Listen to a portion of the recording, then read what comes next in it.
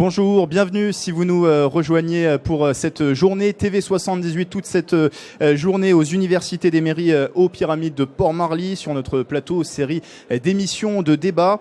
Objectif 25%, le quota minimum de logements sociaux pour les communes franciliennes de plus de 3500 habitants. L'État donne jusqu'en 2025 pour entrer dans les clous fixés par la loi SRU à la solidarité et au renouvellement urbain. Répondre à ces besoins de logements sociaux, comment fait-on? Comment répondre à la pénurie? Quelles solutions pour les élus et quel rôle dans tout ça des bailleurs sociaux? C'est ce dont je vais parler avec mes invités. Avec moi sur ce plateau, Raphaël Cognet, bonjour. Bonjour. Maire de Mantes-la-Jolie, vice-président de la communauté urbaine Grand Paris Seine-et-Oise, et j'ajoute que vous êtes le président du conseil de surveillance des résidences Yvelines Essonne, un bailleur social qui a plus de 31 000 logements répartis sur les départements des Yvelines et de l'Essonne. Hervé Lemoine, bonjour. Maire de Jouarre-Pontchartrain, vous êtes carencé vous, en logements sociaux, on parlera de votre situation dans un instant. Et Étienne Chariot, bonjour. Bonjour. Directeur Île-de-France de 1001 Vie Habitat, bailleur social qui gère plus de 65 000 logements en Île-de-France. Je vais commencer avec vous. Quelles sont les missions de 1001 Vie Habitat et quel parc de logements sur le département des Yvelines? Alors 1001 Vie Habitat est un bailleur social, une société d'HLM qui a comme première mission de prendre en charge les familles qui logent dans ces 13 000 logements des Yvelines, notamment, et dans l'ensemble de ces logements. Donc ça, c'est notre première mission, c'est d'assurer le quotidien de ces familles qui habitent en logement HLM. Notre deuxième mission, c'est d'accompagner l'ensemble des institutions, et en premier lieu les maires, dans le développement du logement social pour répondre aux besoins de la région, aux besoins des habitants de la région. On développera ce point tout à l'heure. Et sur la suite des missions ? Et ensuite, la suite des missions, c'est d'être un acteur dans la construction de la ville, un des acteurs dans la construction de la ville, puisque nous sommes présents sur des quartiers de façon parfois très importante. Quand on est dans un quartier en rue, quand on est à Mantes-la-Jolie, nous sommes un bailleur important de Mantes-la-Jolie avec presque 1500 logements sur Mantes-la-Jolie. Donc nous avons une part aussi dans la construction de l'environnement et des quartiers, dans la vie du quartier au quotidien, surtout dans les quartiers très denses comme Mantes. 65 000 logements en Île-de-France, vous disiez 17 000 logements dans les Yvelines sur le département. 13 000 dans les Yvelines. Dans les Hauts-de-Seine, on a 7 000. On est à plus de 20 000, presque 21 000 sur les deux départements. On va parler avec vous tout à l'heure du rôle des bailleurs sociaux justement dans ce contexte de la loi SRU. La situation dans vos communes respectives, d'abord messieurs, à Jouarre-Pontchartrain, Hervé Lemoine, 190 logements sociaux. Vous possédez 190 logements sociaux, ce qui représente un peu moins de 10% au total sur la commune. On est bien loin des objectifs fixés par cette loi SRU. Comment vous expliquez cette pénurie? Quels sont les freins finalement à la construction aujourd'hui? Alors, il y a plusieurs explications. Il y a d'abord le fait qu'on a accumulé du retard sur les mandatures précédentes. Ensuite, la première difficulté, c'est le coût du foncier. Même si les bailleurs sociaux aujourd'hui bénéficient d'un certain nombre de dispositifs qui permettent d'abaisser le coût global d'une opération immobilière, ça reste encore important. On sait que dans les Yvelines, le foncier est très cher. Ça, c'est pas une surprise. Bon, c'est le principal obstacle, je dirais. Après, c'est comment on fait accepter l'objectif de rattrapage, puisque vous citiez le chiffre de 195. Je citerai un autre chiffre qui est celui de 350. C'est ce qu'il me reste à construire en logements sociaux. Ça, c'est inatteignable aujourd'hui ? C'est totalement irréaliste, bien évidemment. Sauf à imaginer, ce que je ne veux surtout pas sur ma commune, c'est de faire une immense résidence, entre guillemets, sociale de 350 logements. C'est hors de question, bien entendu. Et on rappelle les sanctions prévues par la loi SRU en cas de non-respect des rythmes de construction, des sanctions d'ordre financier, un droit aussi de préemption de l'État. On va voir une animation s'afficher sur ce sujet. Autrement dit, le préfet a le droit de reprendre la main sur la réalisation de ces logements sociaux. Vous faites partie, je le disais, des communes carencées en termes de logements sociaux dans les Yvelines. Est-ce que ces sanctions sont lourdes pour votre commune, le fait de ne plus avoir aussi la main sur la construction? Est-ce que c'est handicapant? Alors, je rappelle qu'il y a trois choses qui tombent sur un maire qui est carencé, entre guillemets, dont la commune est carencée. La première, c'est effectivement la perte du droit de préemption. On l'a vécu récemment au travers de 2 préemptions par l'État par les services de l'État sur la commune, avec 2 projets 100% sociaux. Donc là, il n'y a même pas de notion de mixité sociale. La deuxième, c'est la perte du droit d'attribution des logements sociaux. Et la troisième, c'est effectivement la pénalité SRU, qui, pour notre commune, aujourd'hui, s'élève à 100 000 euros. Je vous fais réagir, messieurs. D'abord, Raphaël Cognet, sur le côté sanctions prévues par la loi SRU. Est-ce que c'est constructif, pour le coup, de prévoir des sanctions en cas de non-respect ? Pas du tout. Nous, à Mantes, on risque aucune sanction puisqu'on est aux alentours de 40% de logements sociaux. Donc, je prêche pas pour ma paroisse, mais non, moi, je considère que c'est une très mauvaise idée. C'est pas des sanctions financières qui vont aider un maire à convaincre sa population qu'il faut faire du logement social et du logement social intelligent. Donc, je pense que ces sanctions-là, elles ont l'effet inverse. Elles sont plutôt à attiser les opposants à la construction de logements sociaux plutôt qu'à faciliter les choses. Donc, moi, j'y suis opposé. Même si je pense que toutes les communes doivent faire un effort, on y reviendra, mais il y a d'autres méthodes que les sanctions. Étienne Chariot, vous êtes d'accord ? C'est pas forcément constructif ? Alors nous, on est un peu en dehors de ces sanctions, ou alors du moins on arrive justement avec un travail partenarial avec les maires à leur éviter ces sanctions, ou en tout cas à mettre le financement de ces sanctions dans des opérations et dans des projets. Donc pour nous, les sanctions n'ont pas un rôle très efficace sur la construction, puisque le partenariat, la construction d'un immeuble social prend des années et c'est pas une décision contre une sanction qui fait qu'on arrive à travailler et à construire du logement social. Je reviens sur le cas de Mantes-la-Jolie. Raphaël Cognet, vous le disiez, près de 40% de logements sociaux. Dans une telle situation, c'est quoi la politique finalement à mener ? Est-ce qu'on continue à construire du logement social ? Est-ce qu'on rééquilibre le parc sur la commune ? Quel est votre point de vue ? Alors, moi je considère qu'au-dessus d'un certain seuil, on se met en danger.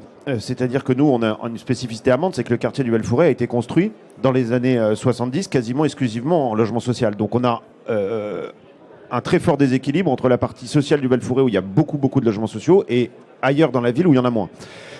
Donc le problème du logement social, c'est que ça rime souvent avec logement pas très bien entretenu. Ça dépend des bailleurs, ça dépend des époques, mais c'est vrai qu'on a aujourd'hui une part importante de notre logement social, surtout ceux qui n'ont pas bénéficié de l'ANRU 1, qui sont aujourd'hui extrêmement dégradés. Donc nous, ce qu'on essaye, c'est de rééquilibrer les choses, de mettre la pression sur les bailleurs pour qu'ils fassent leurs travaux de réhabilitation, mais aussi de diversifier les programmes pour que dans chaque programme, on ait un petit peu de social quand c'est nécessaire pour notamment équilibrer des opérations ou pour participer à des opérations de relogement parce qu'on détruit aussi beaucoup de logements sociaux à Mantes-la-Jolie et en même temps permettre des systèmes comme le LLI, comme l'accession à la propriété pour que les gens puissent devenir propriétaires. Mais c'est compliqué de rendre des gens propriétaires dans des endroits où il y a énormément de logements sociaux autour. C'est ça qu'il faut comprendre, c'est que il suffit pas de faire 3 maisons de ville au milieu d'un parc social de 2000 logements pour qu'elles trouvent propriétaires. Elles trouvent ces maisons de ville, par exemple, trouvent des acheteurs. Donc il faut qu'on rééquilibre. Le problème, c'est que ça prend du temps, énormément de temps, et qu'on n'est pas forcément aidé parce que, disons que le temps administratif n'est pas le temps politique, et ça pose de gros problèmes à l'échelle d'un mandat. Est-ce qu'on rééquilibre ? Alors ça a été déjà soulevé comme solution, on peut rééquilibrer au niveau intercommunal. Certains maires ont demandé à ce qu'on compte les logements sociaux au niveau de l'intercommunalité. Vous qui êtes vice-président à GPSO, il y a la commune notamment de Flins-sur-Seine qui est concernée par les carences. Est-ce que vous pensez que c'est une bonne solution ? En tout cas, c'est à envisager pour l'avenir ? Moi, je trouve que c'est une bonne idée de mieux répartir les logements sociaux à l'échelle intercommunale. Après, il y a des villes dans lesquelles c'est pas possible. La ville de Flins, par exemple, je la connais pas très bien, mais je connais bien son maire. Il y a des endroits où il n'y a pas de foncier. Il y a des endroits où le coût d'acquisition du foncier est tellement élevé, c'est comme si vous voulez faire du logement social à Paris, vous rachetez des appartements à des prix exorbitants, ça me paraît pas être la bonne solution. Donc il faut qu'on répartisse, mais la répartition ne doit pas avoir pour conséquence de dire on les met tous à certains endroits et puis on évite certaines zones. Il faut qu'on répartisse, mais qu'on répartisse entre gens qui ont envie de trouver des compromis et que ce soit pas un prétexte pour ne rien faire. Donc moi je suis favorable à ce qu'entre maires on se mette d'accord sur une répartition globale. Il y a des endroits où il faut qu'on fasse baisser la part de logement social, il y a des endroits où il faut qu'elle augmente. J'entends aussi que pour certains de mes collègues c'est très compliqué à mettre en place pratiquement dans leur commune. Dans ce cas-là, il faut qu'on réfléchisse à des compensations. Côté de la mairie de Jouarre-Pontchartrain, on est sur le même avis Alors, c'est un petit peu différent parce que nous sommes sur une communauté de communes. Oui, on est à une échelle totalement rurale petite. Avec des très petites communes. Ça supposerait déjà de voter un PLUI, ce qu'on appelle, donc un PLU intercommunal. Aujourd'hui, tous les maires ne sont pas forcément sur la même longueur d'onde par rapport à ce projet de distribution, entre guillemets, équilibrée des logements sociaux. Alors justement, dans ce contexte de la loi SRU, quel rôle doit jouer le bailleur social Étienne Chariot ? Est-ce qu'il doit être plus dans un rôle d'incitateur, d'accompagnateur de ces communes ? Alors, nous, on se place comme rénovateur en premier lieu de nos cités, de fameuses cités, comme nous avons travaillé beaucoup sur Mantes-la-Jolie, sur l'ensemble de nos patrimoines. Donc on a plusieurs rôles qui sont importants. Le premier, c'est de revoir ces quartiers qui ont été faits dans les années 60-70 et qui posent un véritable problème de densité et de non-mixité des populations. Donc on a plusieurs chantiers. On en a un énorme à Sartrouville où on détruit beaucoup de bâtiments et on apporte de l'accession privée pour apporter cette mixité. Et inversement, dans d'autres quartiers, alors à la fois de Sartrouville mais aussi de toute l'intercommunalité, nous apportons aussi des logements pour pouvoir ramener de la mixité un peu partout, mais dans tous les sens. Notre deuxième rôle est ensuite de pouvoir travailler sur apporter les logements là où la population les souhaite. Parce que c'est pas non plus très évident d'aller construire à la campagne, très loin des transports, puisque derrière, il n'y a pas de volonté pour la population d'aller s'installer là-bas, c'est loin des emplois. Donc il y a une vraie problématique d'urbanisation et de penser cette région, parce qu'il faut penser au-delà de la métropole, à mon sens, de penser cette région dans son urbanisation et dans sa façon de se structurer, de s'organiser. Ensuite, il faut aussi qu'on ait conscience que la construction, ça n'a pas le même coût partout. C'est ce que vous disiez. La construction, quand on veut aller construire du logement social à Neuilly, ça coûte très très cher. Donc pour construire un logement social à Neuilly, eh bien, on pourrait en construire 3, 4, 5 dans une ville où le foncier est un peu moins cher, où la complexité est un peu plus faible. Donc ça, c'est des problématiques politiques qui nous dépassent, mais il faut aussi qu'on réfléchisse à la façon dont on doit développer ce logement social et à quel coût on doit le développer. Voilà, le foncier aujourd'hui, notre problématique, c'est le foncier qui coûte très cher. Alors Pontchartrain, il est moins cher que quand on est plus dans Paris, comme vous le citiez. Et puis il est de plus en plus difficilement accessible.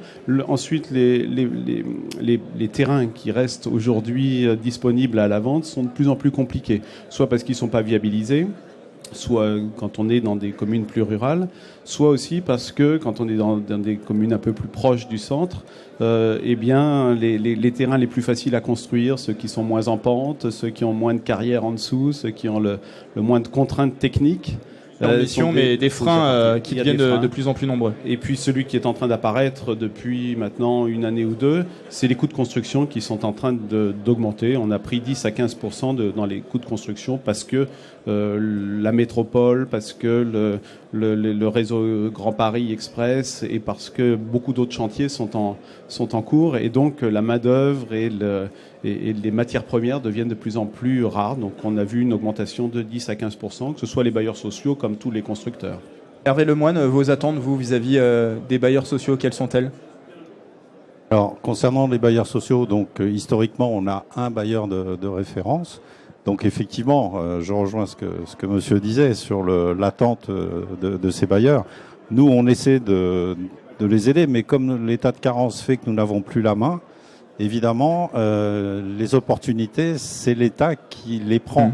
Après, je ne vais pas rentrer dans le détail, mais il y a une mécanique, j'allais dire, administrative, si je puis dire, qui concerne à la fois donc la commune, qui concerne les services de l'État, qui concerne l'EPFIF. Alors l'EPFIF, on peut en parler très rapidement, c'est l'établissement public foncier d'Île-de-France, qui quelque part est le bras armé ou le bras financier de l'État pour procéder à des acquisitions foncières.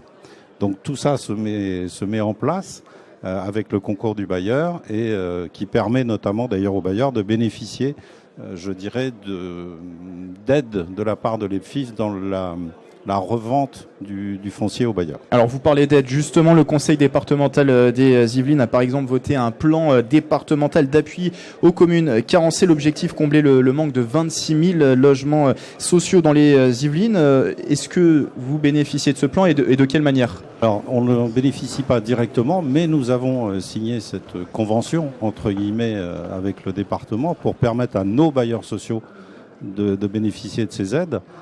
Par ailleurs, on a signé également une convention de mixité sociale avec l'État et une convention de maîtrise foncière avec l'EPFIF.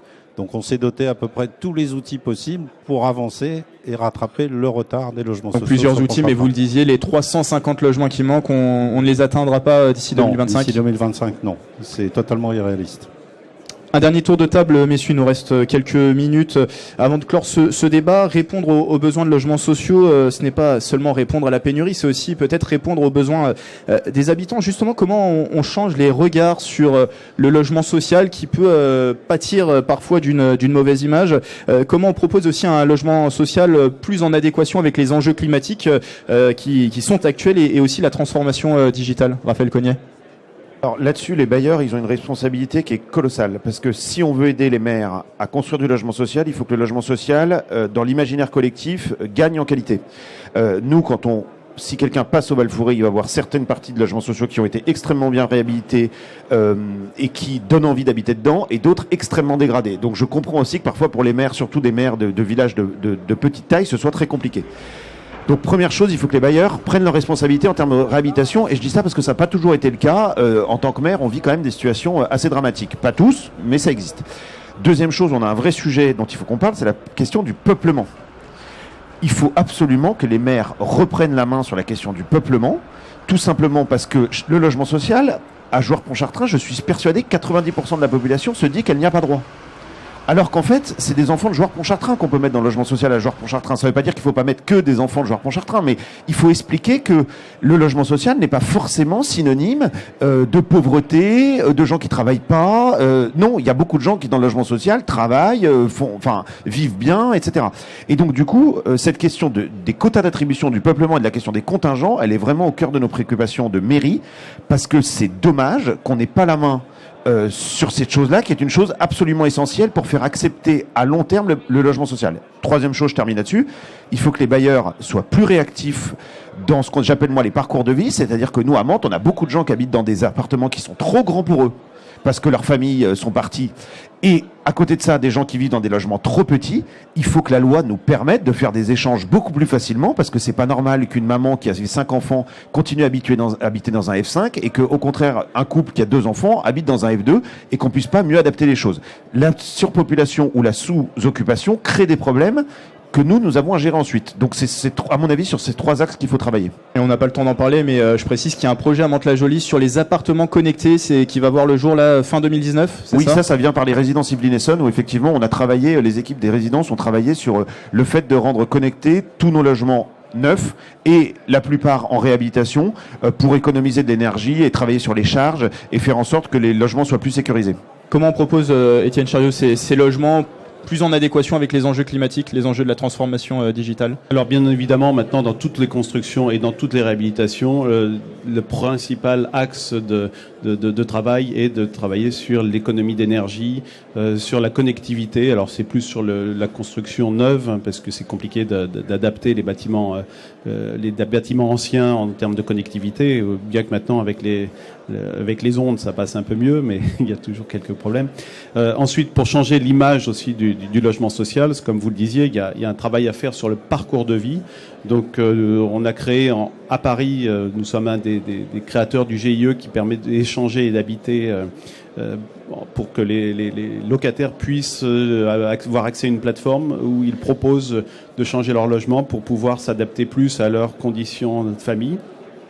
Et puis le principal élément pour changer l'image du logement social, c'est aussi de construire différemment et de construire des immeubles qui s'intègrent parfaitement dans l'urbanisme de la ville, quel que soit le style de la ville d'ailleurs, mais de s'inscrire dans ce style de la ville, de sortir de ces bars, de ces tours. Hein. Donc c'est vrai qu'à sur Mantes-la-Jolie, on a réhabilité tout notre parc en propre, avec une autre image qui reste quand même des petits blocs qu'on a recoupés pour qu'ils soient un petit peu moins longs, mais qui restent assez linéaires dans les façades, moins découpés. Mais c'est vrai que toutes les constructions neuves aujourd'hui essaient de s'inscrire dans une architecture un peu plus à la fois traditionnelle et moderne, mais plus découpée, on dira. Le mot de la fin très rapidement, Hervé Lemoine. Oui, alors par rapport à l'évolution des bailleurs sociaux, 2 choses. Donc effectivement, la première, je confirme que sur le plan architectural, aujourd'hui, on ne voit absolument pas la différence entre de l'accession et du social. Le social est parfois même plus réussi que l'accession. Et puis sur vis-à-vis de l'évolution climatique, aujourd'hui, les très gros efforts qui sont engagés par les bailleurs sociaux. Merci messieurs pour votre participation à ce débat qui touche maintenant à sa fin. Mais la journée continue ici aux Pyramides de Port-Marly pour cette université des mairies. Un débat à suivre notamment sur la place des femmes dans la séquence qui s'annonce des municipales 2020. Belle journée sur TV78.